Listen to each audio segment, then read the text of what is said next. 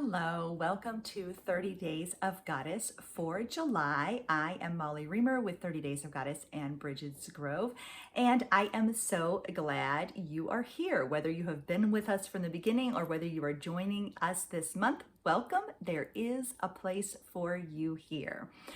Our theme for this month is Liberate, and in the spirit of liberation and liberate, I am going to keep this pretty quick and short and simple today.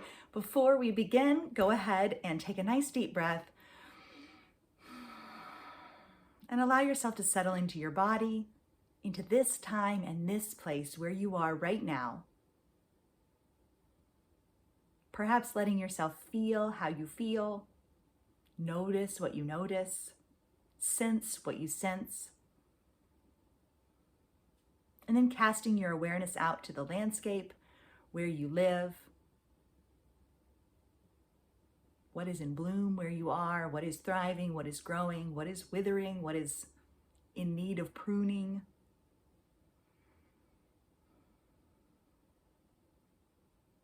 And allowing yourself this pause, this moment, to come into presence with exactly what is and exactly what there is.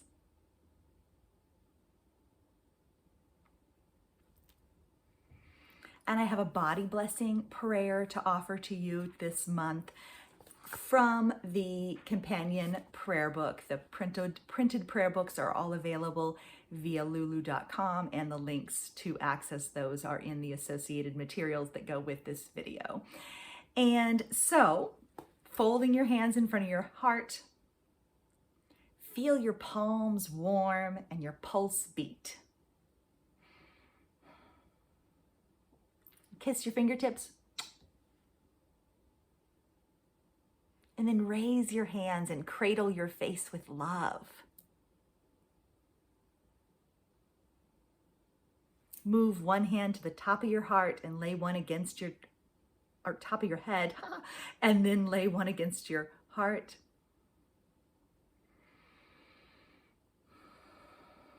Pause to feel, pause to be, pause to belong where you are.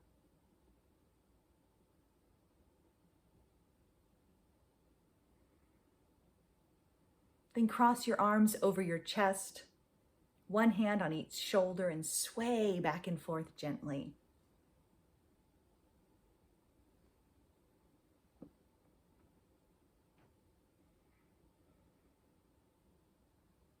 Kiss your palms and lay them against your belly.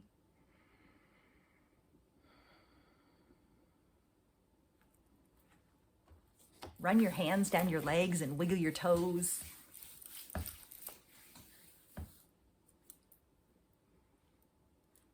Fold your hands in prayer pose and bring them back to your heart.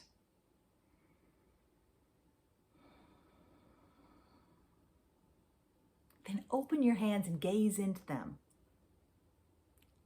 Envision the day's potential, the month's potential, nestled here. What do you see in your own cupped palms?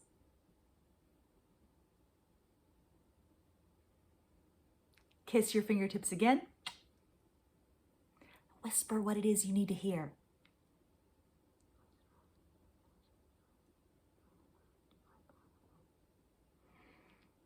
Say thank you.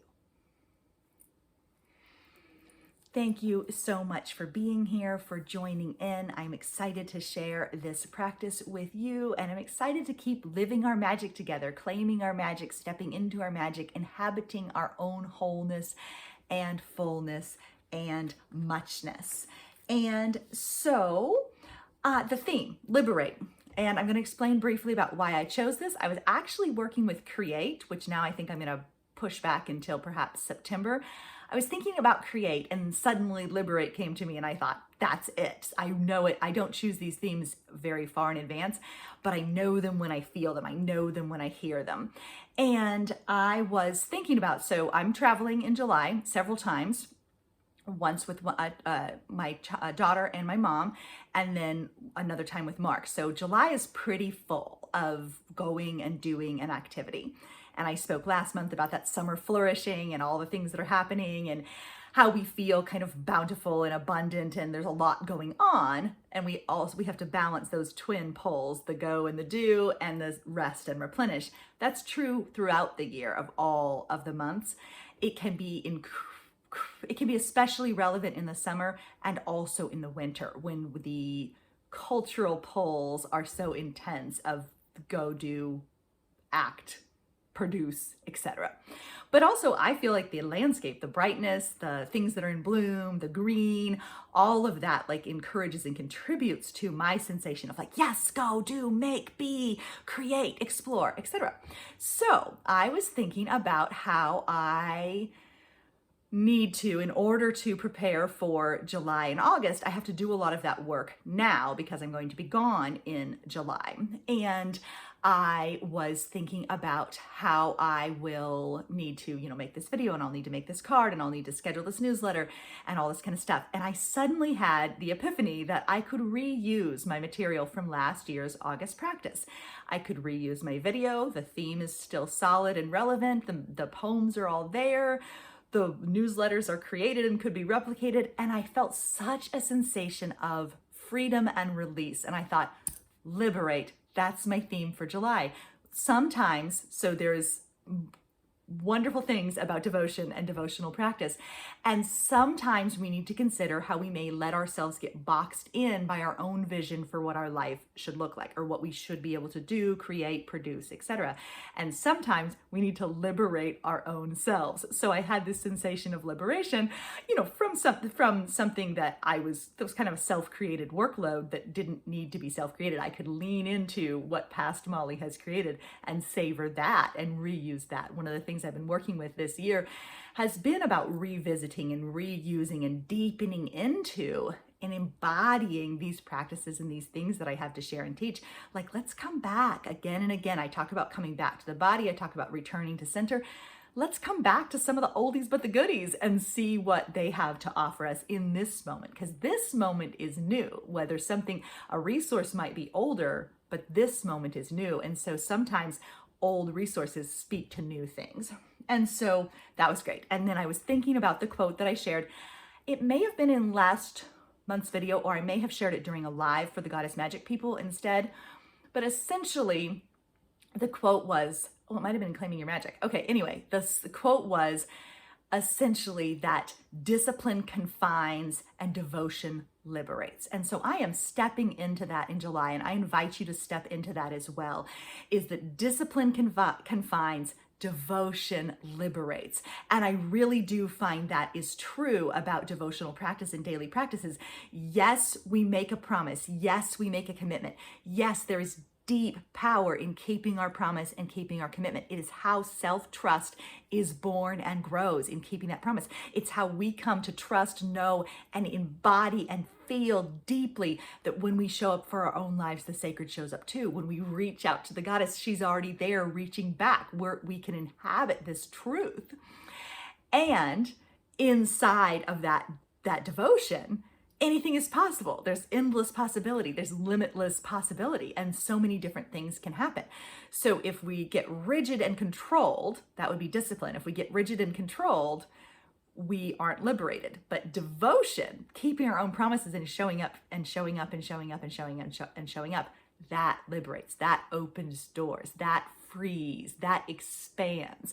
And one of my words for this year is expansive. And I really have kept coming back to like, what happens if you lean into the expansive?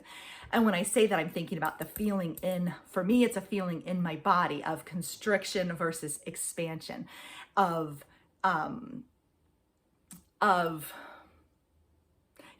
liberation versus tightening. And so I'd ask you to consider that this month as well, is what feels liberating to you? What does leaning into the expansive look like? What does expansiveness feel like? Where do your feelings land in your body? Where do you feel tight, constricted, and controlled? Where do you feel confined? Where do you wish to deconstrict, to open up, to liberate, to be free? Like, where do you feel those constrictions or those liberations?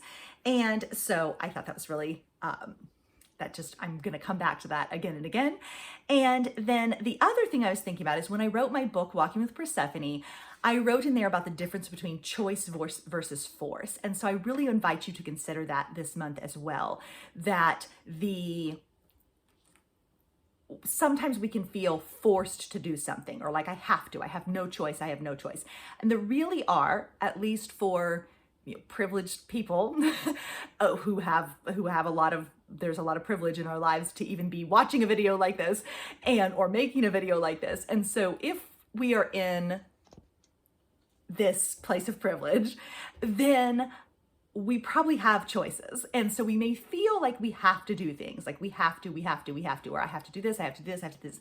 And in reality, there's very few things in life that we truly have to do. Most of the time we are choosing them. And I find it really powerful to reframe our choices as choices. So maybe I feel like I have to make this video, or I have to get these cards ready, or I have to get this newsletter scheduled.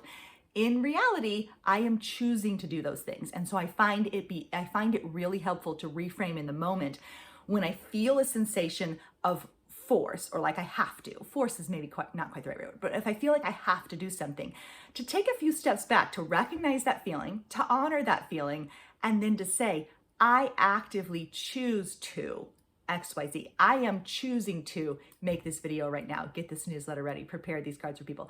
I am choosing to do that. I find that extremely liberating, to reframe your actions as choices when they are. There's certain things that, and we can't get into all the full complexity of everybody's lives, but there's certain things that you don't really have a choice about. But for the vast majority of us, the vast majority of things really are choices. Like even getting our car filled up with gas is a choice. I mean, we could run out of gas and be really sad and on the side of the road, but it's still a choice to fill up with gas. We're not forced to do that. And so in this time and place and in this day and age, there's few things that are actually like forced upon us. A lot are things that we choose. And I find it very helpful to reframe it when I have that sensation of obligation or the sensation of force, to reframe it as choice. And also to remember what I shared in last year's July video, which is to orient my life by joy. What feels good? What feels good? What feels liberating? What feels delightful? What feels inspiring? And lean into that. There will still be things that we don't want to do, that we have to, the crowns that we need, and dentist appointments that we need to make, and doctor's appointments that we have to go to, and chores that we have to do, and even workplaces maybe that we don't like to go to, those kinds of things. But there still are pockets of joy, and we still can orient our lives by those pieces of joy. And so the other thing to say, and to come back to, I've already touched on this a little bit, but if your practice is feeling confining or restrictive or obligatory, liberate yourself. What's next? What can you open the doorway into? What can you add? What can you change? What can you subtract? What can you revisit that you've let go of? What can you incorporate that you've always wanted to, that you feel like you haven't had time to? What is taking too much time and feels like pressure that you need to release? Like it's time to reframe, reevaluate, and recommit to the practices that fuel you, reminding you that 30 Days of Goddess is all about creating daily practices that sustain you, that support you, that nourish you. It's not about making a to-do list, and it's not about a checklist of how to be the perfect spiritual person. It's about making space for the sacred and for yourself in your own life, and creating practices that fit your life and that nourish your own wholeness in that life. And so the other thing I wanted to mention is that I had revisited this, or I've mentioned this in a couple of different events. I was pretty busy during June doing different online events and recording content for Claiming Your Magic and that kind of thing. The online retreat that was about the new book, 365 Days of Goddess. I was pretty busy with different things, so I may have touched on this, but we'll hear it again. And one of the things that I hear people express is and I hear myself express it too, is this longing for something to be different. And so I've spoken to this before, is the longing for connection with the sacred, but also a longing, there's other kinds of longing, a longing for ease, a longing for peace, a longing for love, a longing for belonging, a longing for life to be somehow different than it is, a longing to feel differently. And then something that I've seen expressed a couple of times is a longing to just be instead of to produce. And I think sometimes we give doing a disservice. Doing is powerful magic. Doing is a powerful magic. Being is a powerful magic. And so there's nothing wrong with doing. That's how beautiful things are born. That's how great work is born, is by doing. But I hear this longing expressed often by, and in myself too, is like, oh wow, I just wish I could just be. Meaning, I wish to be present, I wish to be focused, I wish to be centered, I wish to be aware, I wish to be here in my own life. I wish to be here in my own life. I don't want my life to just be happening to me. I wish to be in it. And so one of the things I was going to offer with regard to that kind of sensation of any kind of longing, whether it's for a different job or a different home or a different state to live in, or a different state of mind or a different feeling, wanting to feel differently, that longing is the doorway into something different, even small. So you may not be able to move to another location tomorrow, but you can, in that moment, when you feel that longing for wishing something to be different, that's your invitation to choose differently. And it can be to choose differently in a small way, to bring yourself a little bit of that longing into reality. So if you feel a longing for connection, that's your doorway into reaching out to connect. If you feel a longing for the sacred, that's your doorway to her.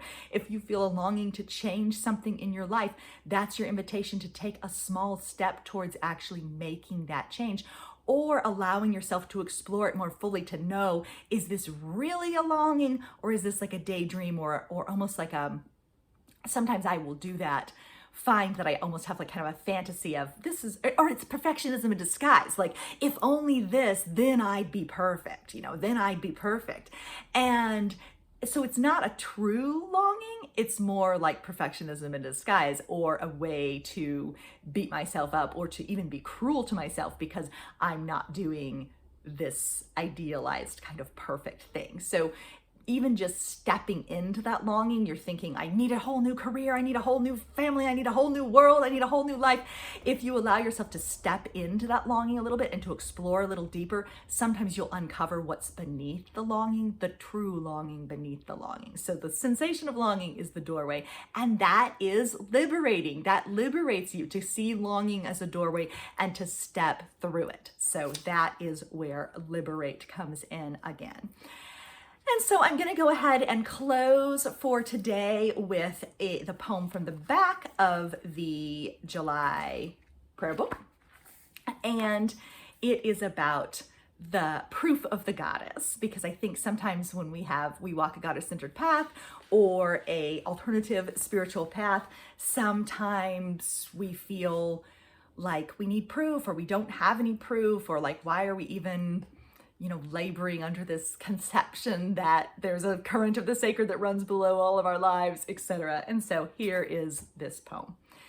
Do we need proof of the goddess? The proof is right here, in mushrooms, in crow call, in berries and tears. Our proof is in lightning, in blossoms and thunder, in seed pod and creek, in world-spinning wonder. Our proof is rippled edges of iris and newborn birds, in spring water bubbling up between the earth's bones. We see her in sunrise, in hoofprint and stone. We hear her in hawk call, in wind and in bone. We know her through living with beloveds in arms. We find her in cave, grove, ocean, and song. We find proof in dreaming, in being alive. We find proof in our heartbeats and our own open eyes.